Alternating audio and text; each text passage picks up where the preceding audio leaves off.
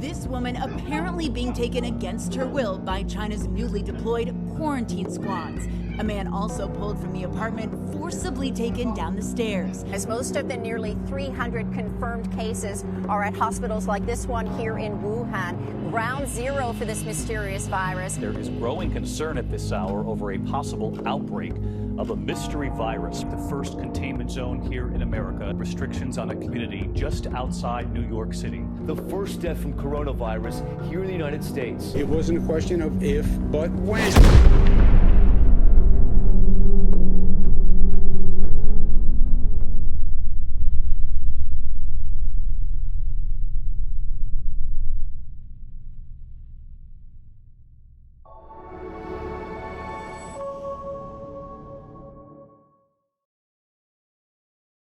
It's not easy trying to always put on a brave face, always trying to be the one, that keeps it together, I guess.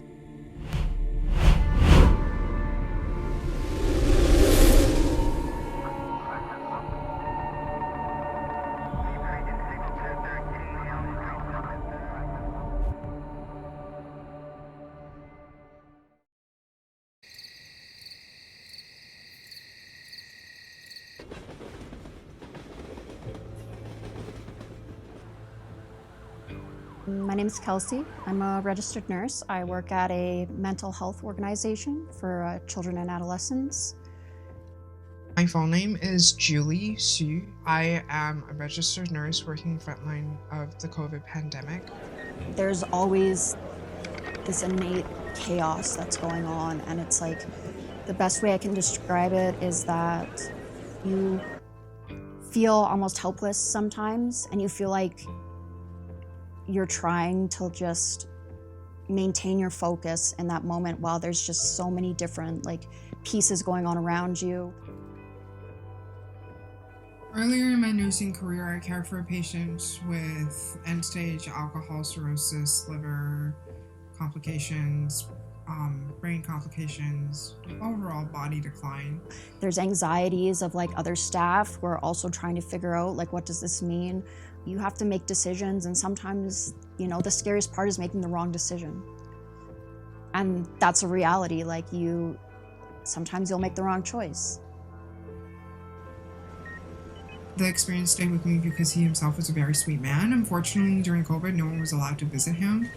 And I think that was somewhat detrimental to his overall health status, because I'm sure decisions would have been made with more sound of mind if he had been given the option to discuss it over with someone else. That's what weighs on us the most.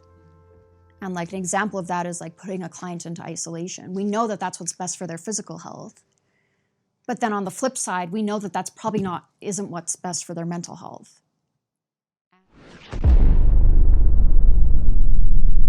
On March 11th, the World Health Organization declared COVID-19 a global pandemic. We will be suspending all travel from Europe. The pandemic has brought out the best and the worst of humanity. All I could think about was the least we could do was make him comfortable. We weren't even allowed to do that. We weren't able to give him scheduled pain medication. We weren't able to give in to allow him to eat and drink when he wanted to. Towards the end of, unfortunately, his prognosis, he was very delirious, but he was still so very sweet and cooperative, and I think it made it even worse that he still wasn't allowed visitors until he was made end of life. Yeah. I didn't feel very good about that case. I didn't feel like I advocated enough. I was sad when he passed. I was sad because he was a very pleasant person to be around. I was sad because he was very cooperative, knowing that he wanted these treatments, so he had to undergo uncomfortable procedures and painful times, and he had to have the patience to tolerate all of this. I was sad. I was sad because he was a very courageous person for trying all of this. But unfortunately, I felt really frustrated. It felt like it didn't have to be this way. He didn't have to be in pain. He didn't have to be hospitalized. We could have found him a more comfortable location where he wasn't constantly listening to the bells and whistles of a hospital, having people go in and out of the room, and not being able to have his friends nearby at all times. I felt like there could have been a different ending.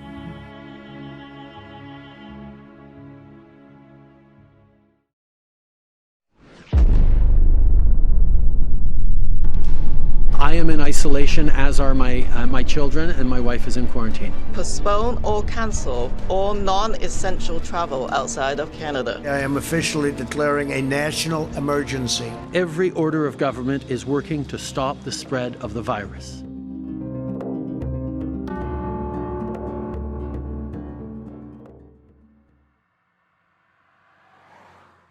That's why it's such a big deal, like when you have to like put someone in isolation, because you don't know like what their past experience was like. Maybe they were forced to stay in their room. Maybe they were locked in their room. Maybe they weren't allowed to come out. Maybe it was punishment. Like you don't know. Like maybe their bedroom was where abuse happened. All of these regulations, it's so easy to be like, yeah, isolation, 14 days. But where I work, it's so much more complicated than that. It's not just, yeah, stay in your room for 14 days. It's, hey, potentially relive all the trauma that you have. I think if I were him, I would struggle and fight. I would try my best. I would try all the possible treatments. But if I were him, I would have a certain threshold where, we've done all these things. At what point do I say, this is more pain than it's worth? The results are all the same, and I would rather have a good ending than one where I struggled and found no comfort. But I'm not him. I can't make these decisions for him. I can't speak on his behalf, or even, I don't even know his full life story.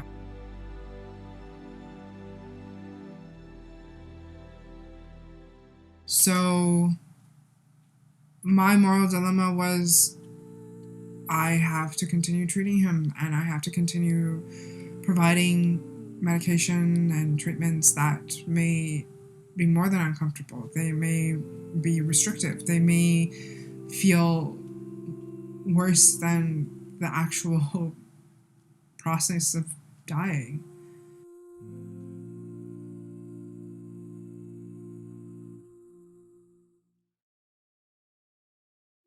We're faced with a potential to fracture our main strength, and that's the people that work here. We have more patients today in a hospital that we've had at any other given point in time during this entire almost 2 years that we've been dealing with this pandemic. We see very few patients who are fully vaccinated and boosted ending up in the hospital. I know that if I let my emotions control or dictate too much, then I'm shifting that focus away from helping the client in that moment.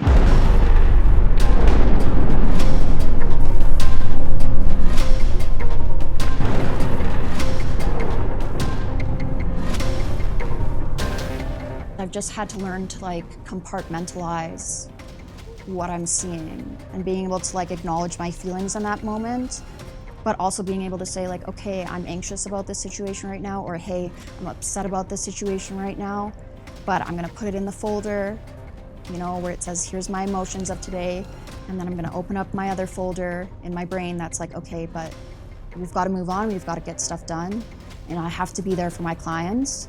I remember I was giving the news to a client that they were COVID positive, and I remember walking into the client's room and saying, hey, you tested positive for COVID.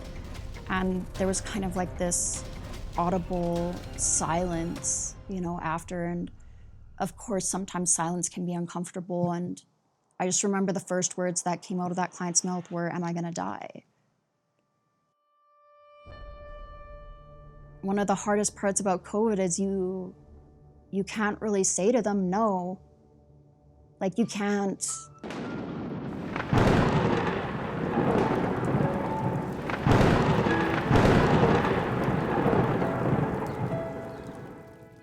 You know, it's not easy trying to always put on a brave face, always trying to be the one, you know, that keeps it together, I guess. I think that I could sit here and tell you that I'm like, you know, I could sit here and say like, oh, I don't bring my work home. But that's not true. Like, I don't think that that's true for really anyone.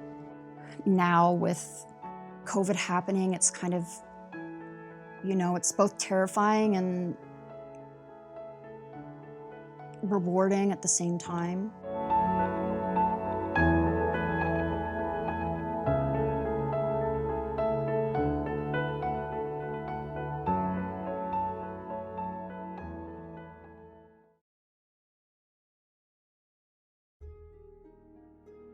There was a very, very, very young man, like in his 20s, who needed a lung transplant because COVID had completely, scarred up his lungs, caused too much damage for it to be reversed in any short period of time. In fact, he may never come off of extracorporeal machines. And I think that's shocking that someone in their 20s who was previously healthy but now requires a lung transplant because of COVID and can't survive outside of an ICU without a new pair of lungs.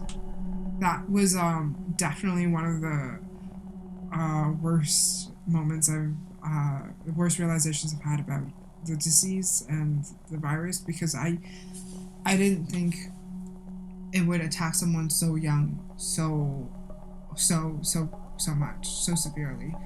And I definitely have heard of people who have passed from it and they were very young as well. But when you do see it, and when you do personally witness it, it is very shocking. Definitely has an impact. Typically, we try to keep our emotions, you know, in a place where our clients can't always, you know, pick up on them or can't always, you know, feed off of them, if you will. But I guess really at the end of the day, like, the hardest piece of working has been like when I felt like ethically challenged. Like, because I've just felt like, they call it, you know, moral distress.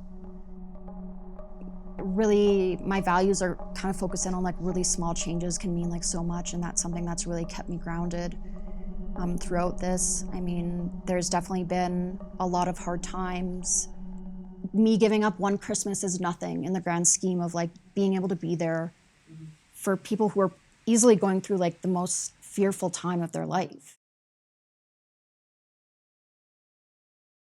As of January 15th, all truckers entering Canada are required to be fully vaccinated against COVID. Canada is facing protests for a second week over vaccine mandates. From Quebec City to Toronto to Ottawa.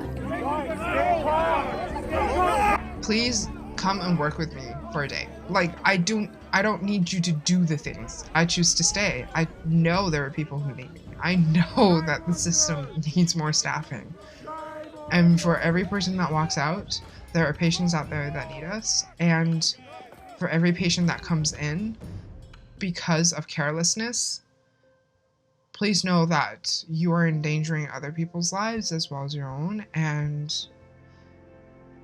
think about how you would feel if you were another patient who really needed the care but didn't receive it because of someone else's carelessness. There is always a right to protest peacefully that I and others will defend fully as part of this democracy. There is not a right to incite violence, to perform acts of violence, or to spew hatred. The unvaccinated for 2 years have been shamed and thrown under the bus. I just need you to watch what I do for one shift. I need them to see 12 hours worth of work. That's all. My one sister has a lot of medical conditions. She also has autism, so that's kind of opened me up to a new world where, you know, like even for people who didn't necessarily fit, you know, the public's idea of like what it meant to be, you know, a human or a successful human. When I grew up, it was like a big deal if like my sister, you know, didn't pee in her diaper that day. It was like, you know, like that's a good day.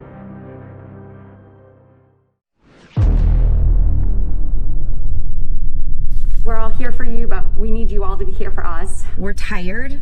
We're exhausted. We're all taking care of more patients than we ever have. I would never, in my wildest dream, would have imagined that we would be here. Out of my group of 8, there are 2 people left. Very skilled, seasoned caregivers that we're losing. I gave so much of myself away, and I was very burnt out. Having the exposure in nursing school, seeing different walks and different areas of healthcare has made me realize that it is a massive, massive beast in Canada. It is a big part of everybody's existence, whether it's in the background or something that they think about every day in the forefront. Some of my mental health clients, it's, you know, it's okay, like you got out of bed today. Like that's, you know, that's huge. That's like how we can measure some of our success. Self-care is very, very, very important. And I'm very glad that I discovered my burnout before I continued further. I took a little hiatus. And now that I'm back, I'm very much aware of how I feel impacts my nursing practice and the way I care for my patients and the way I present myself and what I have left to give in the tank. In our hospital, 70% of the patients that are admitted for COVID-19 are unvaccinated. Over 90% have, of those who die, were unvaccinated. My energy is so important to my work that when I come home, like I'm not as kind as I maybe would have been before. I'm not, you know, as supportive of like the people around me than maybe I should have been. And, you know, some people, you know, might be like, well, you know, you have to like be able to do your self-care. And it's not even that, it's just when you see a lot of things at work, it makes it really hard to pay attention to small things outside of work as well. And you almost kind of become insensitive to the people in your personal life sometimes because, like, in a weird way, you resent them because you know that they don't understand. Our ICUs are overwhelmed with patients, and it's not just our medical ICU where we're caring for the majority of our COVID patients. It's our surgical ICU, our neuro ICU, our pediatric ICU. It's the verbal and physical abuse from visitors and family members that's been some of the most challenging aspect of providing care. We're seeing extreme burnout and fatigue from our clinical staff. I used to let my family and friends I trust them, I trust their decisions, I let them make their own decisions without any bias or influence. But after seeing someone who's in their 20s needing a lung transplant due to COVID complications, I decided to be really naggy and very forthcoming about how I truly believe they need to be vaccinated, and that my mom used to believe herd immunity was how she was going to receive her safety net. But I told her herd immunity doesn't work if everybody doesn't get vaccinated. So I've always let her know. I also let her know that I have seen young people pass. I've seen young people need transplants, and I don't think my mom, who's in her 50s, should be taking this kind of risks. She works regularly. She is in and out. She lives a very active lifestyle. and she's actually signed up for a vaccine, and it's going to happen next week. So you convinced her? I absolutely have convinced my mother to get vaccinated. I grew up with a family who's really supportive. They have always kind of been there to help me through my tough times, and my family has always been very supportive of accepting people for their differences, accepting people as they are, accepting people for their faults. In my family, it's always been measured by, love versus measured by, monetary things or like how much money someone has. My hero personally would be my mom. My mom raised me as a single working parent.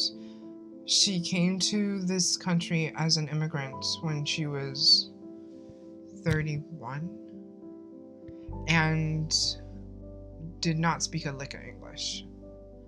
Had no idea how North America works. She had only ever lived in China. And she worked as a teacher there. She had a very highly respected job, and she gave all that up for her family. And when they got divorced, it was really hard on her, but she kept going. And I am so proud of my mom for doing that. She learned English by taking night classes while working days. She, at one point, had 3 jobs to be able to afford 4 extracurricular lessons for me. My mom made sure my homework was always done, and she was very strict as a kid, and I'm shocked that she had that kind of energy and mentality after having a full-time job as well as going to school to ensure that I was raised properly. And to this day, she lives a very full and active life. She still works full-time. She's full of energy. Cooper keeps her very young, and she has a fun social life that unfortunately COVID has put a bit of a damper into. I think that after so many things so many barriers and so much turmoil in her life, she's still able to have this positive, upbeat attitude. She's still able to keep her head on her shoulders and not give up and really come above the struggle. That's what makes her my hero. I don't know how I would made it through or even be the person that I am today, without, my family by my side. Just even my parents, what they've taught me, in terms of, how to be resilient and how to really, know what's important and know what it means to be there for each other. Of course, like any family, we argue, we bicker, we've got good times, bad times, but at the end of the day, I've been really lucky that I've been blessed with the support system that I have. I think there's just something so special about the therapeutic power of having your dog be with you regardless of how you feel and regardless of where you are in life. I think that Cooper plays a giant, he's massive in my life. How was the experience getting a tattoo? It was, I have multiple tattoos. Getting the first one down the spine was not a good idea. Nobody told me about that. I got a tattoo right down the spine, my first tattoo, that says in Latin, primum non nocere, which means first do no harm. The meaning of it continues to grow as I continue to grow in my nursing career as well as my personal life. But it didn't deteriorate me from getting further tattoos, but I don't recommend getting your first tattoo down the spine. I have to say I've applied it to more than just my professional life and how I take care of myself. I think it really just applies to my overall life now. I'm trying to do more good. I'm trying to be a better person. I'm trying to be more considerate as well in every person's perspective that I come across. So say a scenario involves multiple perspectives, to this person or me, but it could also mean first to no harm in the greater picture, or how far in the future are we thinking down.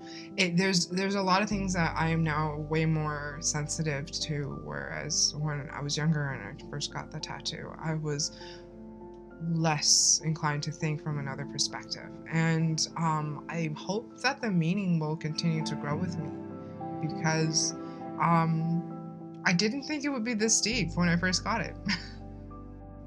There's so many layers to first do no harm. When I first got it, it was purely professional. Now it's come to the point where I have to apply it to myself as well as to other people and to the scenario. Yeah, it's also figuratively and literal because it's a very deep tattoo. And I did not anticipate that.